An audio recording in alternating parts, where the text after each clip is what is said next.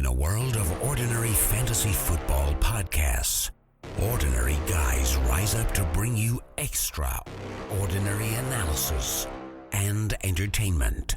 This is the Falafel House Fantasy Football Podcast with your hosts Kevin Cotillo, Sal Lito, and Stephen Marcus.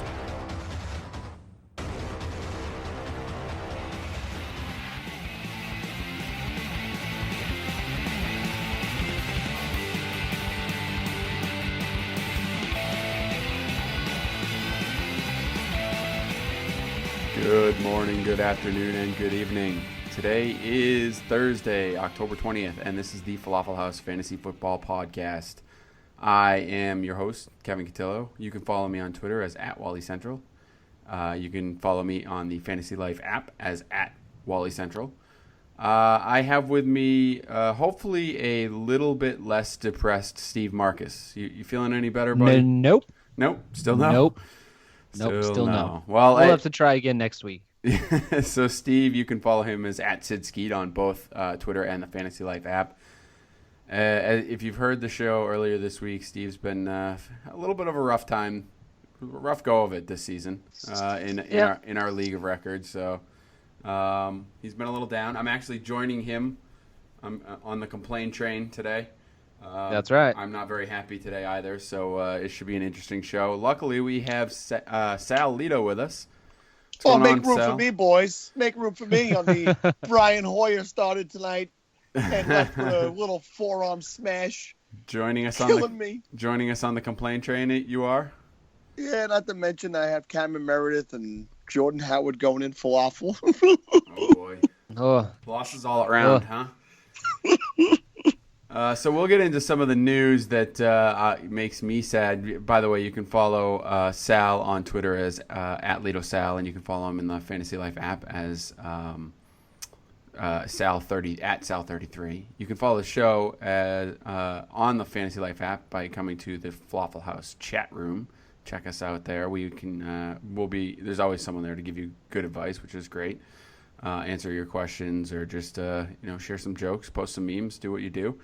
You can also check us out online, falafelhouse.com. There's daily articles going up there, including articles about Daily.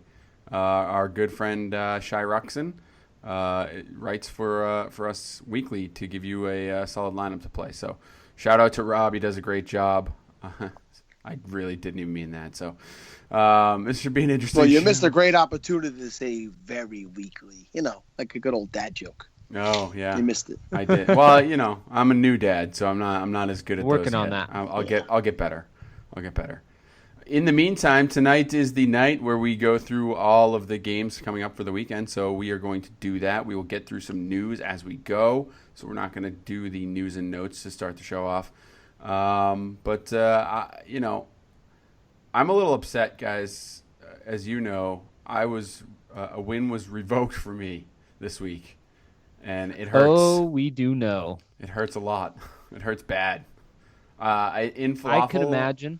Our league of record, I won this week by 0.1 point. No, you didn't. I believe the score was 96.5 to 96.4 or something along those lines. And stat correction, which apparently took one reception away from LaShawn McCoy, gives me minus 0.5, and then I lose. So how does that actually happen? Did he not catch the ball? I'm assuming. I think it was probably ruled a rush instead of a catch. Yeah, I'm assuming it was something along the lines of a handoff that was thought to be a shuffle pass or something along those lines. I don't know. I have no idea. I really don't. But I hate the NFL for it, and I'm angry about it. But yeah, I mean, LaShawn McCoy screwed you in more ways than possible today. Yeah, he's really not my best friend today. I do feel bad for him because he's having such a phenomenal season, and now the news comes out that he tweaks his hammy this week, and we don't know exactly how serious it is. We'll get to that when we get to their game, but yeah, he's not on my favorite list right now. So, Sal, we're going to depend on you, even though you've joined us now in the in the misery. We're going to depend on you to bring a little fire tonight because clearly Steve's not doing it. Oh yeah! And I don't think the people want to cry at the end of the episode. So, all right. Yeah, it's Let's go, Falcon Nation. All right, so let's get started. The Chicago Bears and the Green Bay Packers are currently playing right now, so we're not going to do too much review on that game, although I will tell you it's not impressive. It's not going very well. It doesn't look like... typical Thursday crap fest. That's right. It is not a very high-scoring game. It's not a very well-played game. It is overall just kind of embarrassing for both teams. So let's... Oh, look, more carries for Kadeem Carey. Oh, goody. Jordan Howard not getting the ball tonight. So for those of you with high hopes for him today, you are sorely you're going to be sorely upset tomorrow when you wake up. So, all right, let's get to the games that do matter. There is a London game this week, so that means 9:30 a.m. The New York Giants will play the Los Angeles Rams. The Rams are technically at home for this one. Steve, that means 6:30 in the morning. You get to wake up and watch football. That should make you happy, right? Oh, it does. It does make me pretty happy knowing that I get to wake up, make my coffee, and turn on some football. So, there's a little bit of joy in my week right now. A little something to look forward to. So yes, I love the London games. Love them. Perfect. Yeah, I do too. They're always a good time. In this one, all right. So I mean, Eli is currently ranked the 13th fantasy quarterback, but he's throwing for almost 300 yards, 298. To be exact, per game.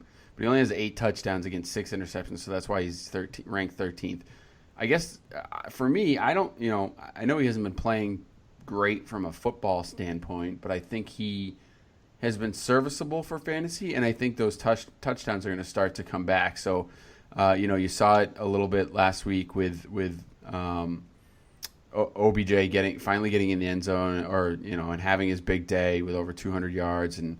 So I think things are starting to turn around for the passing game in New York, which is a great sign. Trumaine Johnson, who is the top corner for the Rams, is out, most likely going to be out for this game, which means OBJ should have a very good day again. I expect to see him go off again. So, but the question I want to ask you, Steve, is Sterling Shepard. I think we've talked about it before, but he's slipping down further and further. He's currently wide receiver 37, but he only has 17 points in the last 3 games. So what's going on with him? Do we think he hit the rookie wall, or is he going to rebound and show us some of the production he showed in the early parts of the season? I definitely think he's going to be rebounding, but I have the same thing written down. You have to be a little concerned with his production lately. He's got 3 straight games with 5 points or less. He doesn't have more than 4 catches or more than 50 yards in any of those 3 games. And you have to kind of look at the matchups, who they were playing. One of the games was against Minnesota, which has been shutting down good offenses all season long so far. But then you also see there was a game against Green Bay, and their secondary is not up to snuff. It's not a very great unit. So you do have to be worried. You know that Odell Beckham at the beginning was not getting his share or his workload that he wants, and that was going to get back to him. So I think you're going to find yourself somewhere in the middle. You're going to be getting those games from Shepard that you saw early in the season, but in these games where Odell Beckham does go off, you might see a game like we saw from him on Sunday. But I do expect things to more evenly level out going forward. All right, and on the running game for the Giants, it's kind of a mess, or it has been a mess. You have Jennings came back last week, played on 46% of the snaps, so hopefully he's going to continue to get more, I guess. He's the guy that you kind of want to look for. Bobby Rainey hasn't really looked that great. He's been serviceable in PPR leagues, but that's about it. I don't know. I don't know if you're starting any of these guys, to be quite honest with you, but that's, I would look for Jennings to start to get an uptick here. A couple of guys on the defensive line could be out for the Rams, so something to keep an eye on with that. On the Rams side of the ball, Todd Gurley is finally starting to get involved in the passing game. Still doesn't look great rushing the ball, but at least he's got 3 receptions in each of the last 3 games, I should say. So that's kind of helping you out, I think, and that's what they need to do for him. I think they need to keep getting involved in the passing game, and hopefully he's he continues to see his production. There's just no running lanes for him. We know his talent, but there's nothing for him to do. Sal, what are you doing with Todd Gurley? I think we talked about this a bunch too, but what do you do? You're stuck with him, right? Yeah, I mean, if you have him, you're not going to get the value that you would want for him if you're going to try to trade him. So I'm going to march him out each week and play him because he has elite level talent and he has that ability to break something at any time. So if I'm holding on to him because I cannot get good value for him, yeah, I'm going to march him out every week. He's going to probably be my RB1 unless I had a guy who jumped up or I had a really good draft where somebody else fell to me. You're going to have to keep plugging him in. Yeah, I agree with that. You definitely I think you just keep playing them. You know, and a lot of start-sit questions with Gurley coming up lately. And I mean, to me, you're still running him out there no matter what. So Tavon Austin doing absolutely nothing, but he is getting 27% of the targets with 49 on the year. I don't know. I don't know if he'll ever do anything with them, but he's at least getting the volume. So if you're in a PPR or you're get extra points for carries, those kind of leagues, I guess he still has some value, but hasn't looked good. But the real question is Kenny Britt for real? I've been saying to anybody who's asked me it seems to be a different guy. I know it's been Britt 2 weeks in a row, but before that, if you remember, it was Quick 2 weeks in a row. Austin had a big game in there, so I don't feel comfortable with one of these guys on a weekly basis. Will I have him on my roster? Sure, I would have him on my roster, and he would be a bye week fill-in or really good matchup, like a really bad, like poor pass defense. But he's not a guy who's a wide receiver 2 to me. He's a flex worthy at most. Yeah, I wouldn't be starting him too many places, I guess. Definitely good bench or bye week fill-in, as you mentioned. So. All right, let's keep it moving. We'll move along to the Baltimore Ravens playing the New York Jets, who just came off getting demolished by the Arizona Cardinals and looking about as terrible as you possibly could. Geno Smith gets his first start since Week 7 of last year. For his career, he averages about 16.3 fantasy points per game. But I guess my question to you guys is this: what does this do to the value of Brandon Marshall and the two running backs in there, Forte and Powell? I don't think it does much for to Marshall's value. If you remember last year, I believe it was against Sal's Raiders. Ryan Fitzpatrick got hurt with a thumb injury, and Geno Smith came in for a while, and it looked like he threw the ball to him 20 times in a row. So it seems like Brandon Marshall has the attention of Geno Smith whenever he was in that game. I think that Geno Smith can throw the ball when he's given time. It'll just be a question of how much time he is allowed and how much he's given, how much the offense, the coaches trust him to run that offense. And as for the running backs, their value is starting to drop quite a bit as it was. But in some of that was in part because of the terrible offensive play all around. So I think their value really has nowhere to go but up. They really can't get much worse than what they've been doing. So if they are able to get that passing game going in any way, it should help the running game in some way. But you definitely want to wait to see it before you really, really know what's going to be happening. Yeah, I said it the other day. Brandon Marshall was a stud wide receiver, and he's proven to be quarterback proof in the NFL. So march him back out there. I don't know about any of your fringe guys. I'd be holding off on Anunwa. But look, Anunwa does face off against Sharice Wright this week, which is the guy that, if you remember, Matt Harmon said that he thought was going to be covering Deshaun Jackson when he thought Deshaun Jackson was going to have a big game against the Ravens. So it's something to consider there. This should actually, this should actually happen. This matchup, obviously, with the Washington game, they did not, they benched him, but. So if that's the case, Anunwa might have some value. Do you guys know who gives up the most passing touchdowns to wide receivers in the NFL this year? Is it the Ravens? It's the Baltimore Ravens. I think a lot of people would think it was the Jets if we were talking about this game, right? Yeah, the Ravens have given up 12 touchdowns to wide receivers, and 8 of them in the last 3 weeks. So they're not this great defense that everybody's perceived them to be. There's been a lot of talk that they're a great defense. They are not a great defense. I would absolutely feel comfortable with Marshall for sure in this game. Ugly. All right, on the Baltimore side of the ball, Flacco dealing with some sort of shoulder injury. I'm not exactly sure what happened to him, but he's So he's been limited in practice, hasn't practiced, but apparently, they think he has a legitimate shot to play. It sounds like none of the beat reporters are too worried about it, and the coaches don't seem too concerned. Ryan Mallett is your backup if something does go wrong with Flacco, which makes everything just completely and totally messy. Steve Smith probably missing this game as well with his ankle injury that continues. Although it sounds like he's getting better, but I don't expect him to be available in this one.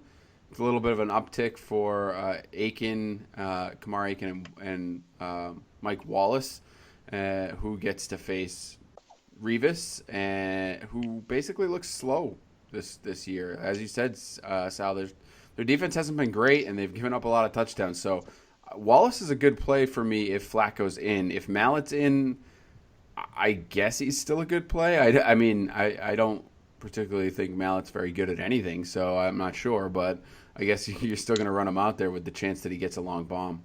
Mallett is probably like a good dad and maybe even a good husband. There's no reason to say he's not good at anything. Do you know that, though? You don't have to dive into his personal life. Do you know that he's absolutely not good at anything? I mean, you made a pretty blanketed statement, sir.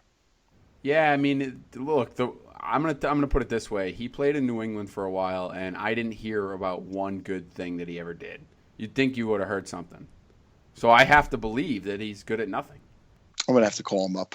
An interesting stat I'll point out is earlier in the season, the Jets were one of the top 5 run defenses, especially against running backs in fantasy.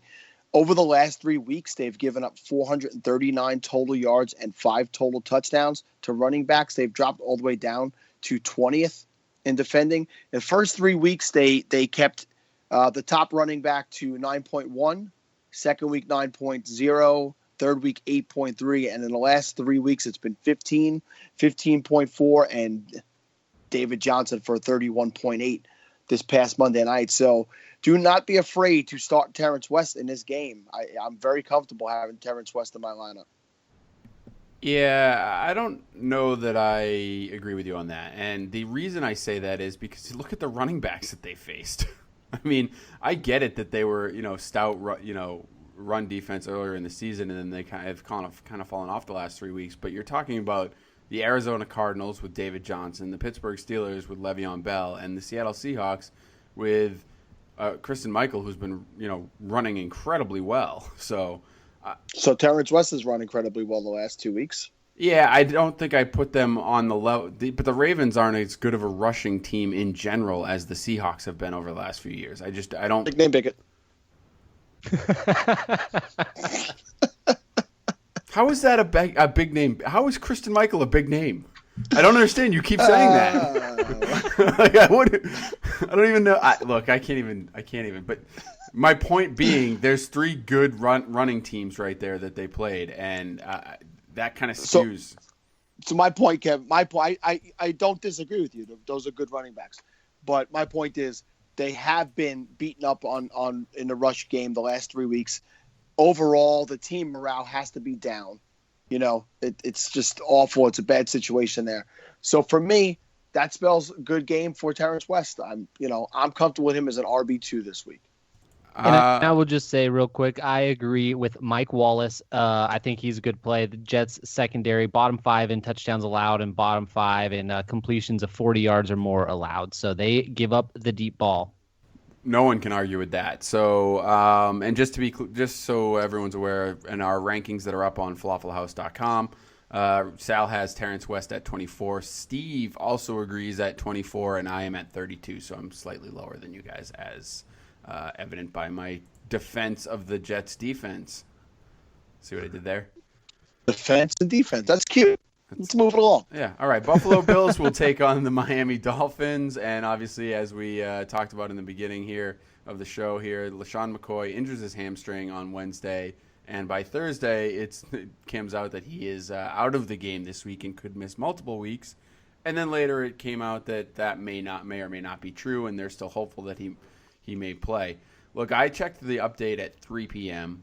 and it was a quote from Rex Ryan saying he's hopeful that he's progressing and he's going to play. And then 4 p.m. comes along and the reports come out that he's out and it could be more serious in a few weeks till he comes back, and then later on in the evening he's out again or he's back again, could play. So look, I don't know. I really don't know. We'll have to see what happens with him on practice on Friday. If he practices at all, he probably won't. They'll probably string it along to be a game time decision, and then he won't play. So be prepared for that. Have a backup. Mike Gillislee is the guy that you want on their team if you can still get him. He is available in a lot of leagues, so I'd go grab him now because it's a great matchup. If McCoy plays, or even if he doesn't, for Gillislee, who's looked pretty good, has a score, has relieved McCoy fairly well when McCoy breaks off a large run and someone has to come in to give him a break. So, the Dolphins are have given up the fourth most rushing yards this year and 21st in fantasy points against by the running backs. So they're giving up a lot of points to running backs, and they're giving up a lot of yards. Robert Woods also injured, has a foot injury, has been seen in a walking boot. I don't know if he's going to play. Another guy that'll probably end up being a game time decision. Keep an eye on that because he's seeing 27% of the targets in Buffalo right now. So at the very least in PPR, he's been pretty serviceable. So he's a guy you may or may not have in your lineup in the deeper leagues. And for the Dolphins, it's really all about Jay Ajayi, who's coming off 25 carries for 205 yards and 2 touchdowns. But the Bills are a tough run defense, only giving up 3.5 yards per carry. I don't know. Arian Foster practiced fully on Wednesday, so he could be more involved. What do you guys see coming out of Ajayi this week? Steve, we'll start with you. Ajayi, I've got him as a low-end RB2. I don't know if I want to be all in on him yet or not, because you've seen all this. He's had the hype before, but we've actually got to see him do it on the field this week against Pittsburgh. So, I've got him ranked higher than Arian Foster. I don't think that Arian Foster is going to be much of a factor this week, at least, coming back from that hamstring injury. Please, can he be a little bit of a factor? Just a little bit. I'm replacing McCoy with him, so you're gonna have to hope he gets like a 15-yard screen pass and he runs it in for a touchdown. I don't think he's gonna have a ton of opportunity. And like you said, they're playing a pretty tough Bills defense, but what I'm more focused on is the Mike Gillislee situation. I want to play a little would you rather with you guys for him because he's a pretty big name. McCoy going down, a lot of people are picking this guy up. So Kev, we'll start with you. Assuming he starts, right? This is what we're going. Assuming he starts. Gillislee will be starting on Sunday. Assuming he starts, because I still have some hope for McCoy. Just let me have hope for the rest of the week, please. Let it go. Let it go. All right, go ahead. Were you going to start Mike Gillislee or Matt Forte this week? I'm going to go with Gillislee. Interesting. Sal? I'll take Forte, and I think that the Bills will struggle in this entire game and lose to Miami on Sunday. Wow. Ooh. So Gillislee or Matt Jones? Matt Jones. Gillislee. Gillislee or Jacquizz Rodgers? That's a tough one. This is a question that's been on the app a lot today. People saying, who should I drop to pick up Gillislee? And a lot of people were saying Jacquizz, but, it was people who had Jacquizz and the rest of that I wouldn't do. He has a great matchup this week. Doug Martin is, who the hell knows what's going on with him? I think McCoy will be back sooner than Martin. So, yeah, I advise you do not drop Jacquizz. And I would take a great matchup. Yeah, I would take Rodgers this week if we're talking about just this week, and probably going forward too, as Sal said. So, I have Rodgers at 17. You have him at 18, Steve. Sal, you are way down on him at 31.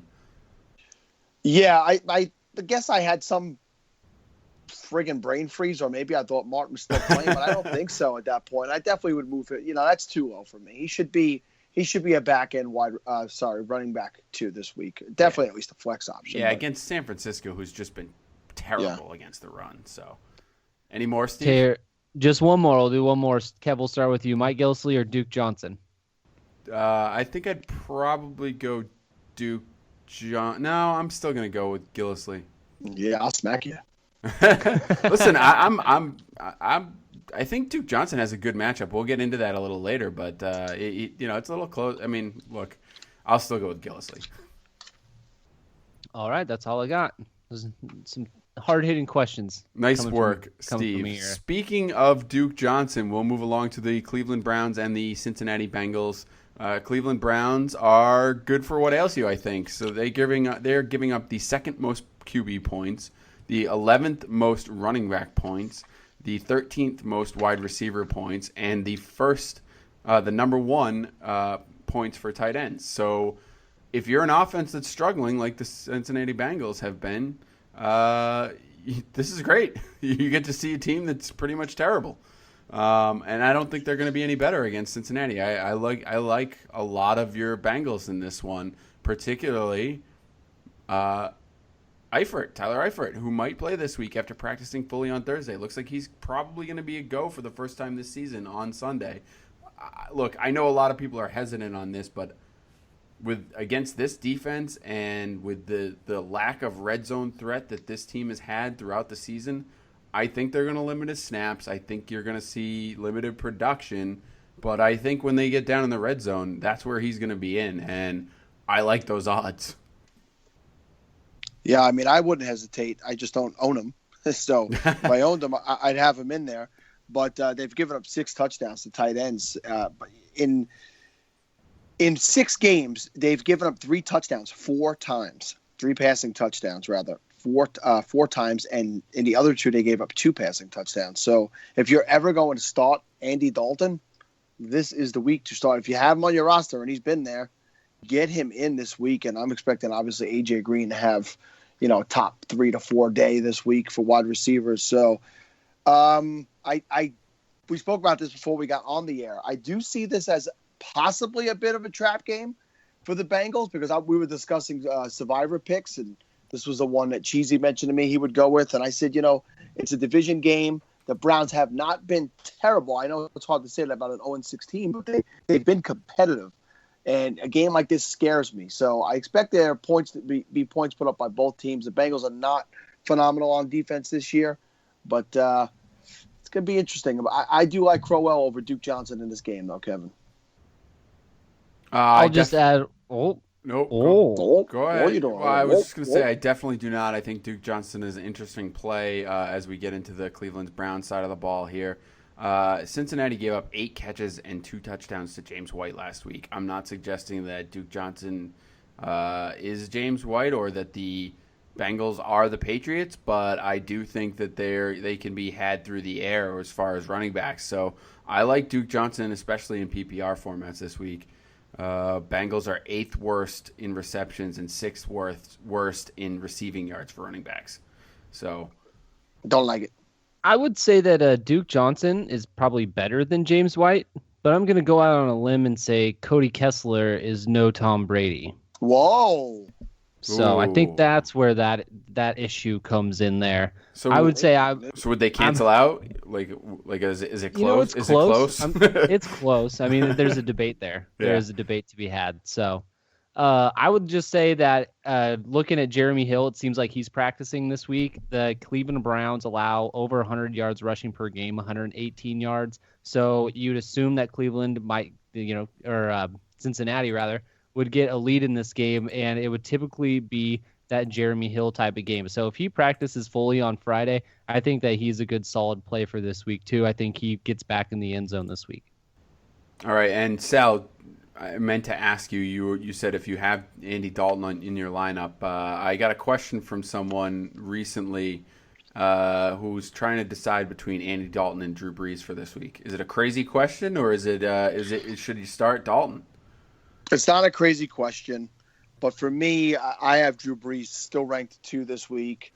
I know it's not an ideal matchup for Drew Brees, but to me, it's a pass-first team. It's a pass-heavy offense. He's got tons of weapons. To me, Drew Brees is a top 5 star pretty much on any week. So Steve it's and not I have him as crazy. 8, Just an FYI. Yeah, well, you're idiots. But I'm saying, wow, it's not a crazy question. It's not crazy at all. And if you want to roll the dice on that, I don't think you're really rolling the dice too dangerously. You're not risking too much. Interestingly enough, in our quarterback rankings, there are 2 players who are all given the same rank by all 3 of us. Can you name those 2 players without looking? Andy Dalton. That's one of them. At 10. That is correct. I remembered it earlier. Yeah, 10 across the board for all of us. Tom Brady is the other one. He's our consensus number 1. All of us have him ranked first. So. Oh, I was going to go with Ty Detmer. Oh, Ty Detmer. Wow. There's a lot of people listening who have no idea who that is. He had a brother, too. Coy Detmer. Coy Detmer, yes. Yes, he did. All right, the Indianapolis Colts will play the Tennessee Titans. The Colts, still no Moncrief. Dorsett and the others, not named T.Y., have been pretty much useless. And Andrew Luck continues to get battered behind a terrible offensive line. Gore continues to plug along, but a tough matchup as the 27th in fantasy points against by running backs for the Titans. So they definitely stopped the run pretty well. On the Titans side of the ball, the Colts are almost as bad as the Browns. They're 10th in QB points, 3rd in running back points, 10th in tight end points. But actually, surprisingly, against the wide receivers, they're 26th. So that is an interesting, selection of points there. You can throw on them. Your quarterback won't score, but your wide receivers will somehow. So, Kendall Wright, for me, looked good last week, playing on 36% of the snaps, putting up over 100 yards. So hopefully you'll see his snap percentage increase. I actually put in a blind bid waiver, snagged him for a couple of bucks in the Scott Fish Bowl just as a flyer. So I had an extra spot on my bench. I thought I'd take a shot because I thought he did look good. And DeMarco Murray, 4th in running back catches this season. So which to me tells me that he's getting involved in both the ground game obviously and through the air, which bodes very well for him. I think he's been fantastic this week. I think we're all pretty high on him again this week. We have him number 2 overall in our consensus. Sal's the only one who's off of the number 2 spot. He has him at 3. So that's what we got going on with this game. Steve, what are your thoughts here? I just wanted to say, if anyone was worried about the slight dip in production, I did some air quotes there. If anyone saw that, I saw that. I knew it, Sal. I knew you were watching. He's always watching you. I know. It's weird. It's 65 yards in the touchdown. It's not his typical type of production, but I think he's just going to have a huge week. We saw what Lamar Miller did to this Colts defense that's ranked 27th in yards allowed to running backs.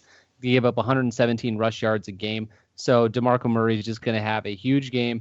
And despite what Marcus Mariota has done now for the last 2 weeks, that offense does not want to run through him. It wants to run through DeMarco Murray. And all you have to do is go back and watch the tape. And Tennessee played against Houston this year, and you will see that deep down, Marcus Mariota is not a very good quarterback. And he's just he is going to have these 30-point games, but he's also going to have 10-point games. And they're coming, and they're going to strike when you least expect it, and it's going to hurt you, and you're going to feel like me. And you don't want to feel like me. It's like Cobra Kai. Strike hard, strike first, no mercy, sir. Wow. Sal, can you give us a little more positive spin on this game at all, or no? I'm not really sure. Steve scared me.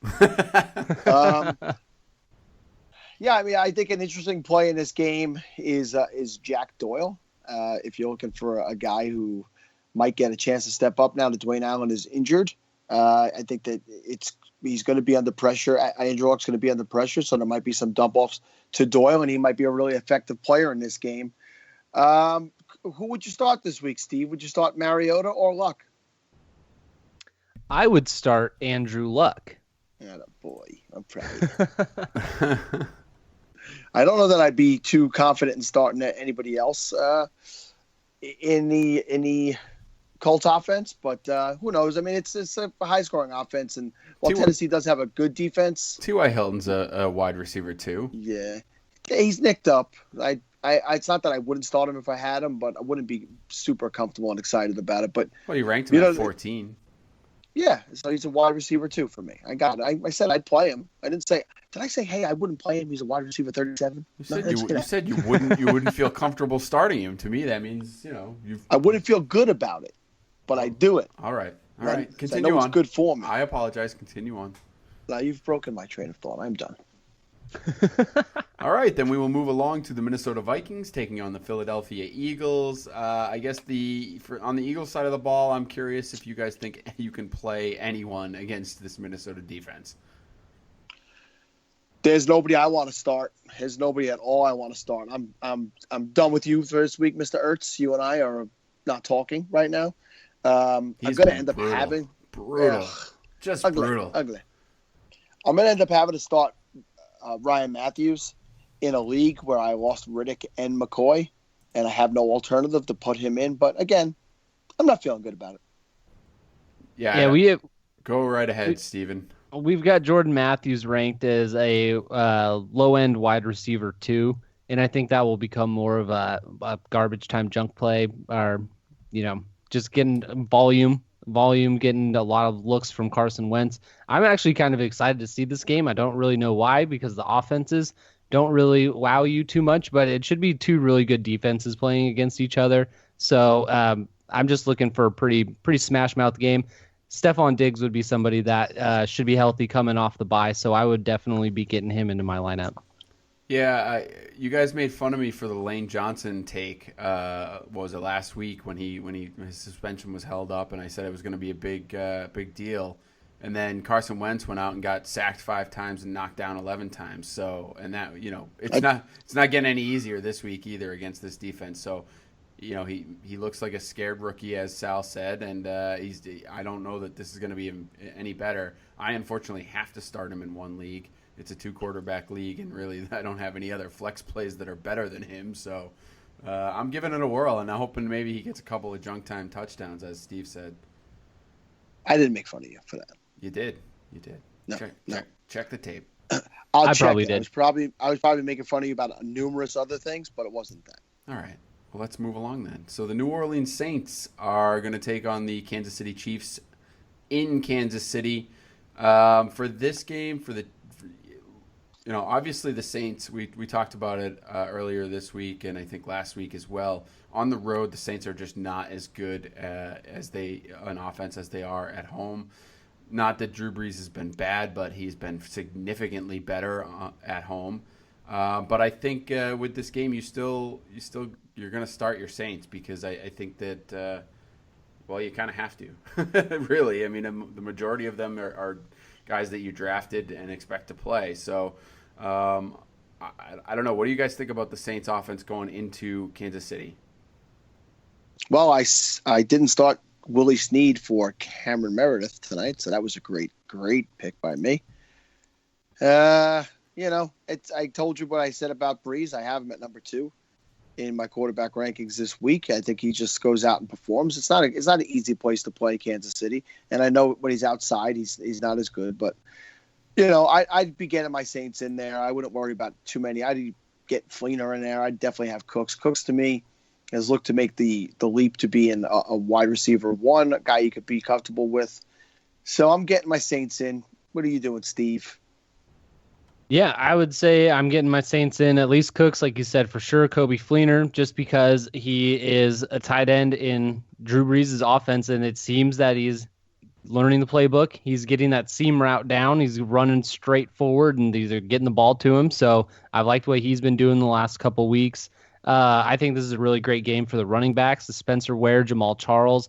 I have ranked both in my top 15, I believe. And Mark Ingram, I also have ranked as top 10. So I think running backs all around are great plays. I've seen Alex Smith be another popular name for this week, and I do not know why. I mean, he was talked all over the industry last week as a top 10 play, and he came out and he did absolutely terrible. Now, I know the conditions in Oakland were really bad, but I mean, he didn't even put up 10 points. So I think when you're ranking him ahead of these people, you're trying to get cute with it, trying to call something out, like, trying to predict a huge game out of somebody when it's just his ceiling is just so low that it does not make sense to be playing him above other guys that have a higher ceiling. So I'm against quarterbacks like Alex Smith and Marcus Mariota very much this week. Oh, so you hated my ranking of him this week. I have a question about your ranking of him last week and something you said on the podcast last week. Go right ahead. You said specifically when asked, would you start him over Andrew Luck last week? And you said yes. Correct. I was wrong. But you did not do it in Falafel where you owned them to. Interesting. Yeah, that kind of worked out in my favor, didn't it? It did work out for you, even though you still lost on the stat correction, unfortunately. Yeah, I was flicking through the games last week. I'm like, oh, okay, yeah. Look at this guy. I love that you pointed that out, and I appreciate that. And just remember that every single thing that you say is now going to be recorded and checked. Just remember, I did that because you did that to Steve earlier this year, specifically about his rankings. Well, then let Steve do that back to me. I didn't have to. I wasn't going to hit him up behind your back and tell him to do it. I figured I'd zing you myself. Yeah. Actually, this would be another one where it would be close because I do have Alex Smith at number 5 against the Saints defense, who is just plain terrible. They give up 23.7 points per game to opposing quarterbacks, which is phenomenal. I don't know how. I know you don't like quarterbacks with a low ceiling, I guess, but in this game I don't think he has a low ceiling because of how bad that defense is played. I do have Andrew Luck ranked higher this week though, Sal, so just so in case you want to check that I know you do. I saw you have Luck 3. I know that. But I agree with Steve on this one. I said last week I didn't like Alex Smith, and if the Raiders pass defense is atrocious, and he couldn't do it against that pass defense. It gives me no confidence. He's never a QB1 to me. Period. I don't care what. If there are 24 teams on a bye week, I'd have trouble starting him as a QB1. All right. Any other thoughts on this game before we move along? Yeah, let's go Saints. Help me out since the Raiders didn't do crap against the Chiefs last week. Let's go. Yeah, I don't think it's going to happen. I think the Saints are going to win this, or the Chiefs are going to win this game. Damn it! Sorry, but your Oakland Raiders do take on the Jacksonville Jaguars in Jacksonville, so that should help you out, Sal. Yeah, I'm tired of predicting that games are going to be shootouts because I'd love to say that about this game because these are really not two good defenses. And every time we say stuff like that, like this garbage game that's going on tonight on Thursday, it just doesn't pan out. So I'm going to shut up about that and just hope that it happens. Yeah, all right. So with your Raiders, you're starting Derek Carr, you're starting Crabtree and Cooper. As far as the running backs go, it looks like Latavius Murray might actually be back this week. So does that make this situation, the running back situation, even messier, Steve? Yeah, I think it does. I think it turns a two-headed monster into a three-headed monster again. We saw that Murray was losing touches before he went down with this injury, and so when he comes back, I really doubt that he is instantly going to go back into a 15 to 17 carry workload.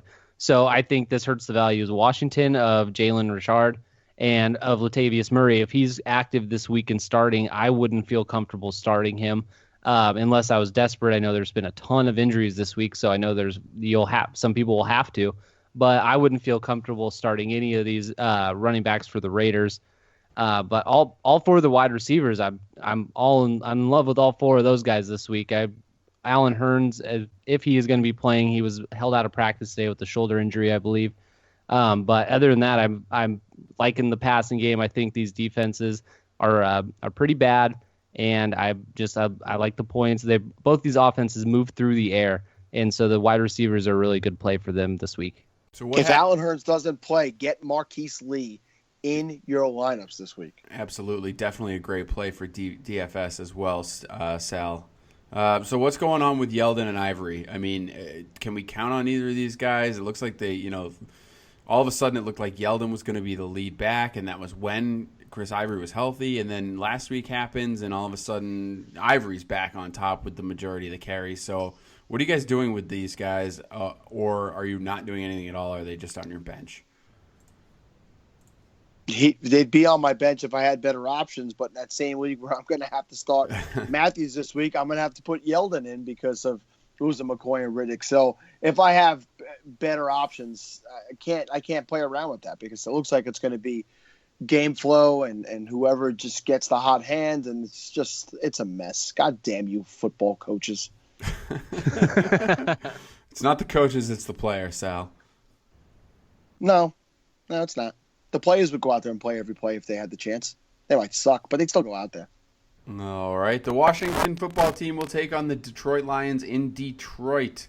I really don't know what to think about this game. I think the Lions offense has looked good. I think they've had a couple of struggles here and there, but I think you know, particularly as it comes to, you know, against the Washington team, I think you can start all your receivers, right? And you're going to start Stafford. I think Stafford's a good play this week. I think you're going to start Marvin Jones, obviously. And the way Tate looked last week, I don't know how you have him on your bench. So I think you're getting all those guys in. The running back situation in Detroit is a little bit of a mess. Dwayne Washington should play this week, I think. Theoretic looks like he's going to miss another week, so you still have to wait on that. So maybe we see more Forsett this week, but I don't think you're starting any of those guys unless you have to, or if you're in a deeper league. See, Sal, I'm guessing you got one of those guys in your lineup because it sounds like you're in some struggles somewhere in some places. I'm sorry, which guys do I have in my lineup? Either Dwayne Washington or Justin Forsett. Or Yeah, I haven't gotten that desperate. I do have Mike Davis on the roster. Oh, good. There you go.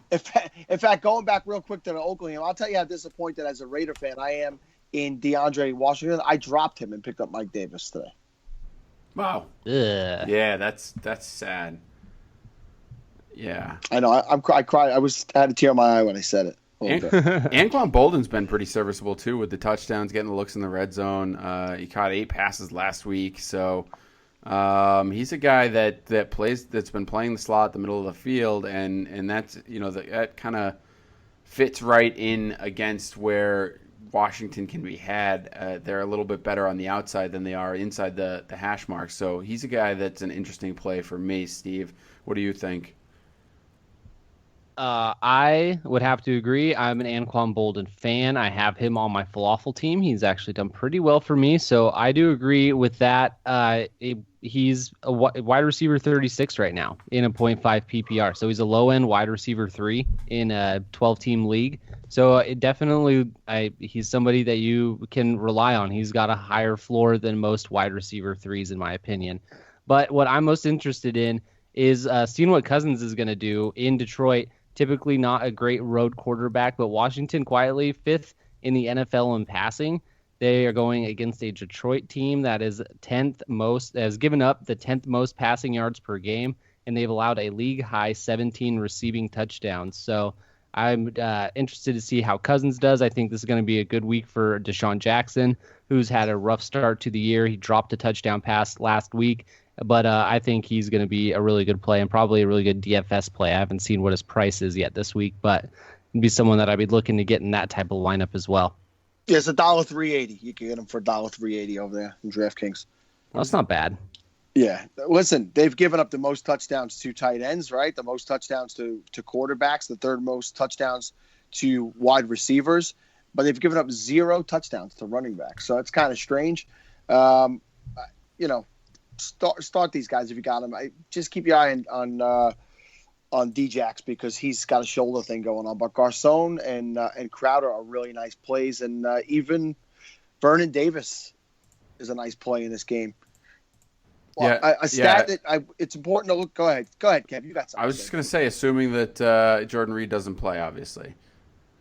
Yeah, I would say that they'll keep Scramble Brain on the sidelines this week. Wow, scramble brain, huh?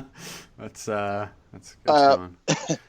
Listen, sometimes I like to try to look at the defensive stats and maybe pull stuff out if it's interesting from time to time. But Washington is 26th in defending running backs, but they've been better lately. So in each one of the first 3 games, they gave up 2 rushing touchdowns in each game.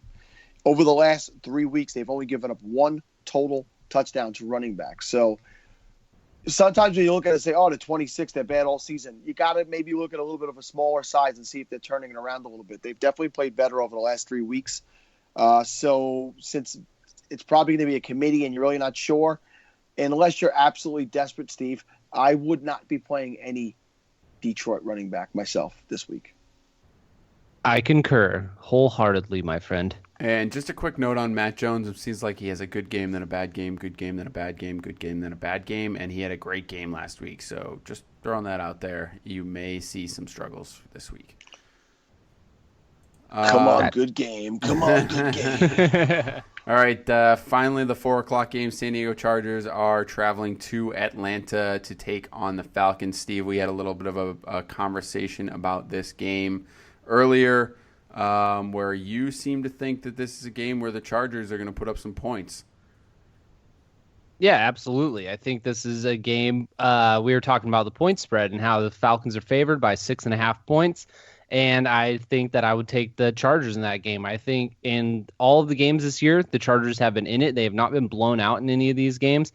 Their record indicates that they have given up a ton of leads in the fourth quarter. We all know the stories there.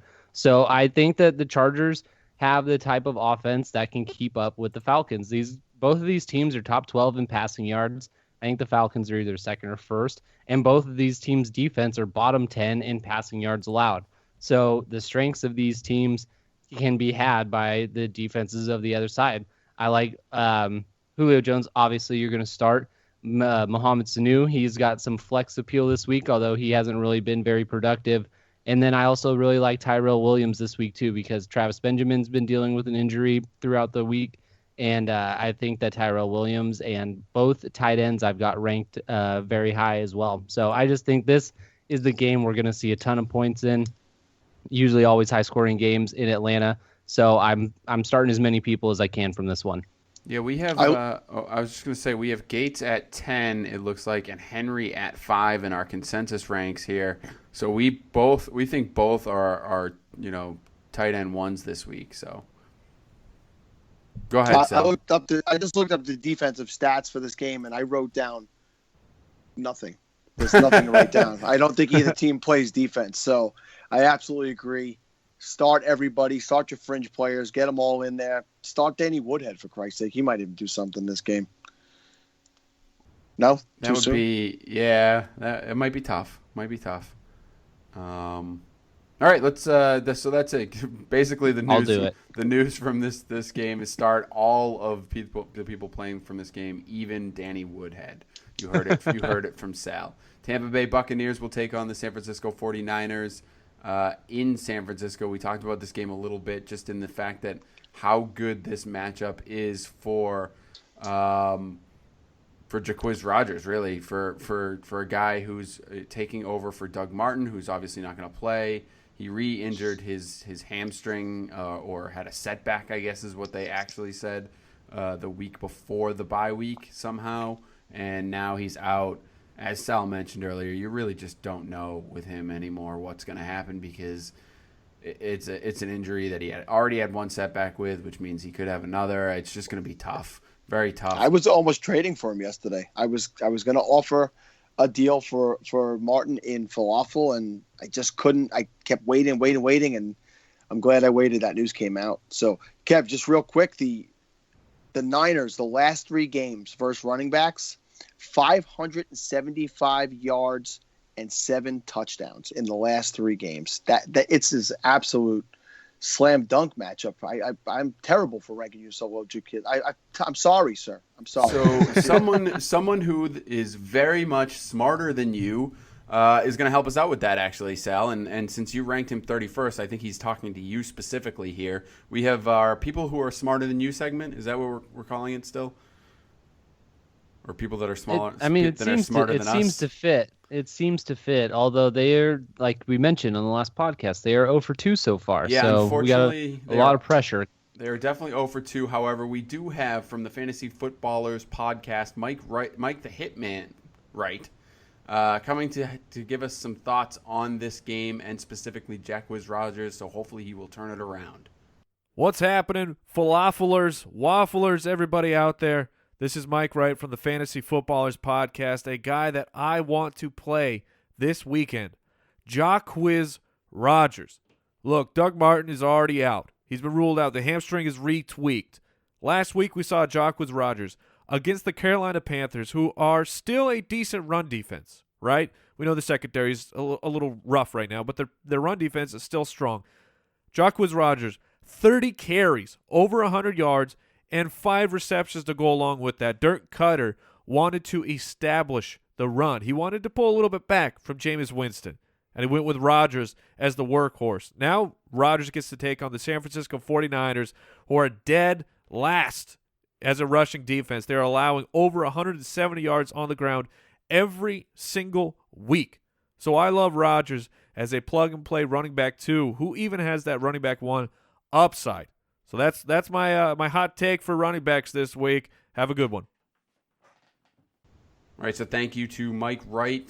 Thanks, Mike. From the Fantasy Footballers. That show's great. If you haven't checked it out, definitely go on iTunes or your podcast downloading app and check them out because they're awesome. Their website's pretty good too, and just make sure you download us first. Hey, good job by Mike. He was on the Fantasy Life app tonight doing a live AMA on the main page, and there were close to 600 posts in that shout. So good job, Mike. Mike is a really, really good guy. He tries to make his way around to a lot of podcasts, and he's very giving into the fantasy industry. So you're an excellent guy, Mike. Thank you. We appreciate you. Absolutely 100% correct. I agree with you on that, Sal. That's probably about it. So I'm not starting Mike Evans in this. Am I crazy? Yeah. You're a buffoonish idiot. Yeah, I'm just kidding because I think Steve needs as many laughs as he can get. Obviously, I was borderline gonna have to talk about your occupational status after this podcast is over. Crazy talk like that. Oh wow! You don't bench Mike Evans. You don't bench Mike Evans ever. Adam Humphries, interesting with Vincent Jackson being done for the year, going on IR. Adam Humphries is a guy that'll be technically the number 2 receiver. I think that word came out that he's probably still going to be working out of the slot a lot, but he is an interesting play as well. For the 49ers, Sal talked about Mike Davis a little bit. He's taking over for Hyde, who's out with a shoulder injury. But that's about it on this one. I don't think you're really starting anyone else. It does sound like it's going to be more of a split, though, these last couple of days with him and Drone. So I don't think Mike Davis is a guy you're clear cut unless you're super, super desperate again, Steve. You don't want to roll with him. And as bad as the Tampa Bay defense has been against wide receivers, I don't know that you can really trust anyone with the Colin Kaepernick throwing game. So maybe you're starting them if you're desperate, but that's about it. Let's move along to the New England Patriots traveling to the Steelers, to Pittsburgh to take on the Steelers. I'm always biased on this. So, Steve, why don't you give me your thoughts on this game? Well, because you are the Patriots fan here, I need to ask you a question. And the question is, what could possibly be wrong with Julian Edelman? He's ruining fantasy seasons everywhere. He's failed to go over 40 yards since week 2. He's failed to have more than 5 catches in any game since week 2. So, Kev, we need to know what's wrong with Julian Edelman and when is he going to break out? When is he going to be the wide receiver 2 that we all expected him to be when we drafted him? Yeah, it's interesting because I don't know, the answer to that. But earlier in the season, with the quarterback situation the way it was, I thought maybe it was the quarterback play, but with Brady back the last couple of weeks and Edelman supposedly healthy, he's just not. He's not doing, as you said, performing the way he should be performing. He has 0 touchdowns on the year, which is concerning. But the targets are still there. I mean, he got 7 targets last week, 10 the week before.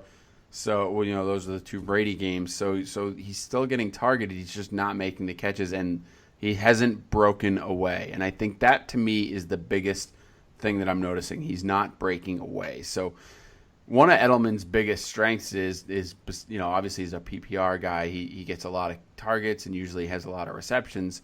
But his ability to run after the catch has always helped him out because he usually has at least 1 catch a game where he gets, a solid run, a solid run after the catch, 30, 40 yards, potentially get to the end zone, those kind of things. And you're just not seeing the explosiveness after the catch in these games. You're seeing him get tackled immediately, and that's what's concerning to me. So I don't know if it's a foot issue. I don't know if the defenses are paying attention to him more than they have in the past for some reason, in letting Brady try to work the outsides. But I don't know, and it's concerning because I don't see how it shapes up. If it is the foot, as I mentioned last week, you hope he gets healthy, but how many guys get healthier as they play? Not too many. So maybe you're looking for after the bye week for him to get a little bit of rest and get back in sync, but that's about it. It's been rough. He did better with Garoppolo playing than with Brady, and it's a little disheartening and disconcerting. It hurts. It hurts me personally. And I just wanted to change. Well, they should get Garoppolo in there. They should let Garoppolo play like a half or maybe like every other series. I think that'd be cool. Brady succeeded in that type of format before, so I bet he can make it work. I'm a Michigan fan. On the other side of the ball, obviously the big news is Ben Roethlisberger. As Sal, I have to say to you, and maybe Steve too, I don't remember. It was early in the year when I was ranking Roethlisberger as my number one overall quarterback, and before I had backtracked a little and put him at 4. I believe it was you who told me that while you still didn't think he would be number 1, your biggest concern with him is the fact that he won't make it through an entire season. And clearly you were correct. Yeah, but you can't predict those things. That was just something you get those feelings. I mean, the guy is, I was looking back at even last year's numbers. He just puts up some crazy NFL Madden numbers. The guy's a phenomenal quarterback. The way he plays, balls out like that all the time and fighting for the extra yards, he leaves himself open for stuff like that. And that's something you have to be scared with. I mean, I think I had him 3 or 4 myself.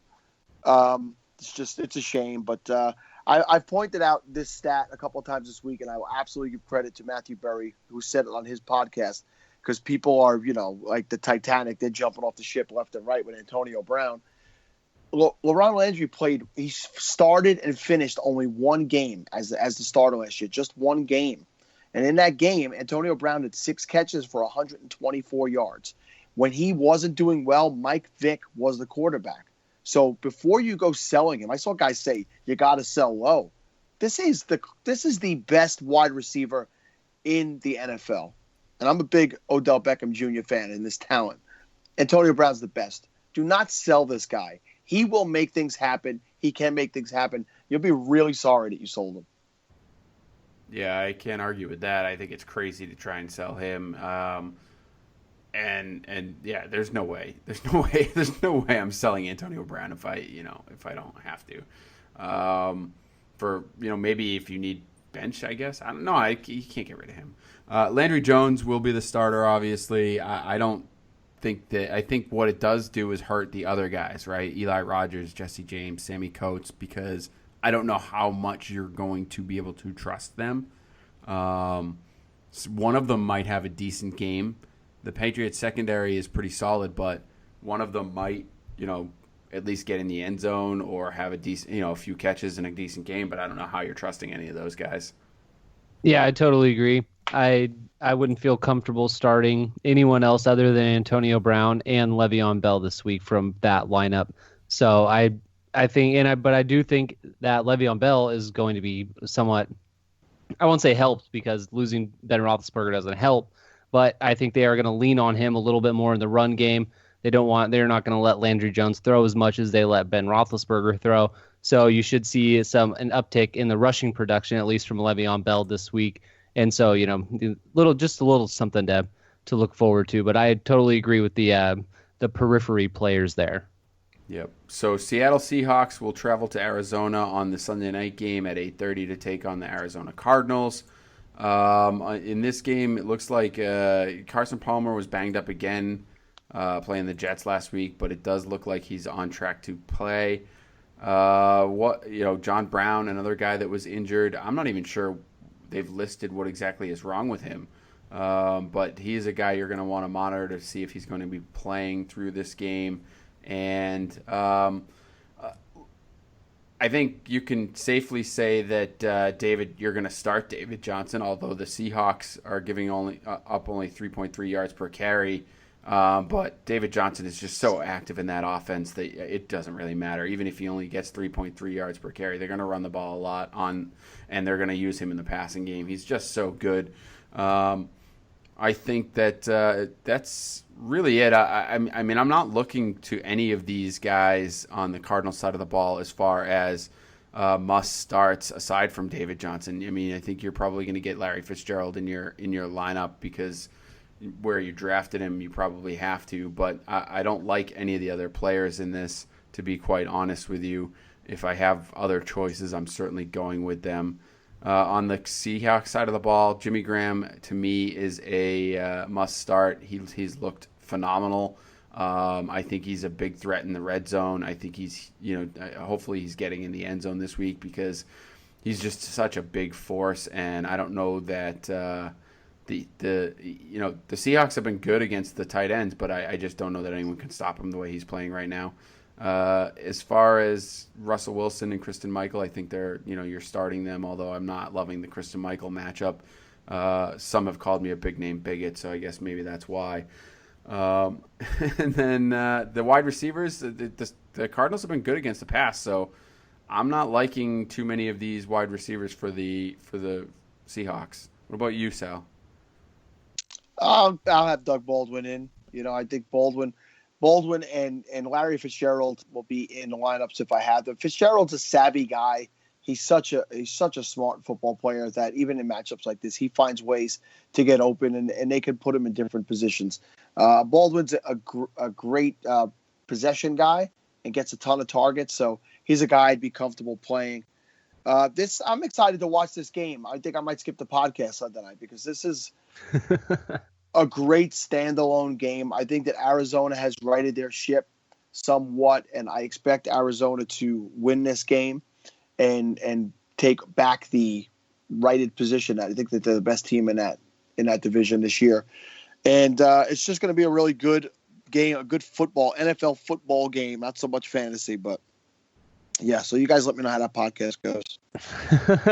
Will do, Sal, will do. I'll just throw in there really quick. I agree with what you guys are saying, but I'm getting pretty worried about Carson Palmer. In his last 3 games, he did miss one in the middle of there with the concussion, but in his last 3 games that he's played, he is averaging 9.1 fantasy points. He is constantly throwing for over 200 yards, but he only has 2 passing touchdowns in those last 3 games, and those are just not the totals that we got from him last year and that we were expecting from him when we were able to draft, or when we drafted him this year in about the 7th or 8th round where you were finding him going. So I'm getting a little worried about what he's got going on. He, kind of came out of nowhere last year with the amount of production that he had. And so it's also a guy that's also battled injuries throughout his career. And then he's also on the injury report this week dealing with a hamstring problem.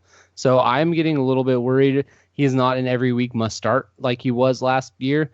And in most formats, in 12-team formats, he's basically droppable because there are other quarterbacks that are consistently doing better than him right now. So I wouldn't necessarily condone that. If you have a bench spot to hold on to him, I would do that. But he is definitely not a must start for me. Yeah, I agree with you. That's why I started Hoyer tonight. Ouch. All right, let's keep moving. The Monday night football game will feature the Houston Texans at Steve's Denver Broncos. Woo! Steve, they getting off the snide this week? Oh, they're going to absolutely murder Brock Osweiler on Monday. It's going to be so fun. The return of Osweiler to Denver. They are definitely going to get after him. There's no question about that. I would not be starting Brock Osweiler. I would not be starting Will Fuller. You have to start DeAndre Hopkins, although I'm not happy about doing it. Lamar Miller is a guy that I am starting. Obviously, most of you are. He's your first-round pick in most cases, so you probably have to. But the Broncos can be had on the ground. I think it's the one place that they are vulnerable outside of the tight end. So C.J. Fedorowicz might also be another guy that you could start. He's been getting a lot of targets, 20 over the last 3 weeks. So he's another guy that I might look to on that side, on the Houston side of the ball. Other than that, I think you're right, Steve. I think Houston's going to get destroyed here, and I don't like any of this matchup at all. For the Broncos, I think Emmanuel Sanders, Demaryius Thomas, definitely going to be in this game. I think that the secondary of Houston is a little banged up, and I think you can see them take advantage of it. That doesn't mean that I'm starting Trevor Siemian, but I do think those guys will split some good nights. So and CJ Anderson, I guess, is a decent play. I mean, Texans have a good run defense, but I think he's still an RB2 in most cases. Sal, any thoughts on this one? Yeah, I mean, I had guys ask me today about DeAndre Hopkins compared to some lower down named guys, and to me, he's one of those guys you got to still trot him out there because he gives you that possibility for a huge fantasy day. You don't expect it here. Broncos have only given up one touchdown to wide receivers this entire season so far, so you don't expect a big explosive game like that. But the possibility is always there. So he's a guy that I'm going to probably get into my lineup. So I don't own him anywhere, so it's kind of easier said than done. But outside of that, what are your guys' opinions on is Emmanuel Sanders catching up or possibly passing Demaryius Thomas as the number one wide receiver in that offense? I personally am not there yet. I think that the routes and things that he runs are more conducive for him to keeping him very close with his fantasy production. But I think that the touchdowns are what keeps Demaryius Thomas there and what keep him on top and what make him more valuable to me. Yeah, I don't know. I think it's close, actually. I really do. I think that this offense, the way that they run this offense, I think that it's pretty close to Sanders being the guy only because of that. Like you said, Demaryius Thomas is going to get the touchdowns. He's the red zone threat. But I think that you're going to see more and more of Emmanuel Sanders getting a lot of targets in the offense just because he runs the type of routes that they're comfortable throwing, that Siemian likes to throw to. So, I don't know that we're seeing Demaryius Thomas do what he likes to do, which is be that big physical outside threat. Back when he had a healthy and good Peyton Manning throwing him the ball and he was, going off like crazy. But I like Demaryius Thomas. I think he's one of the most talented wide receivers in the league, and I think that if you put him on another team and another offense, I think you're going to see a lot more out of him. But in this offense, I do think that Emmanuel Sanders might be right on his heels, if not passing him. All right, so that about does it for this week's Falafel House Fantasy Football Week 7 previews. Ooh. Thank you for sticking around with us. This was a bit of a long one. We apologize. But hopefully you got some good information and you are ready to win your matchups, unlike Steve, who will lose again. Yep. I like how you've just accepted it now. So why don't you go ahead and give us your finishing thought? All right. I would like everybody to go over to our Twitter account right now at Falafel House and look at the pinned tweet at the very top. We have one more day, if you're listening to this on Friday, to vote for Falafel House as the podcast show of the week from the Potter & Family Twitter handle. If you could go ahead and do that and show your support for Falafel, that would be absolutely fabulous. And also go to falafelhouse.com and check out all the great fantasy content we've got coming out there. Sal. I'd like to apologize to anyone who I told to start Cameron Meredith or Jordan Howard tonight. They got me 0.9 total points in Falafel in this game, and I'll never tell you to do things that I wouldn't do myself, so I did do this myself, but I do apologize. There'll be better days. Thank you for coming back, Kevin. There will be better days. My team will rebound from this week's mess, and we will be victorious at some point again this season, at least once.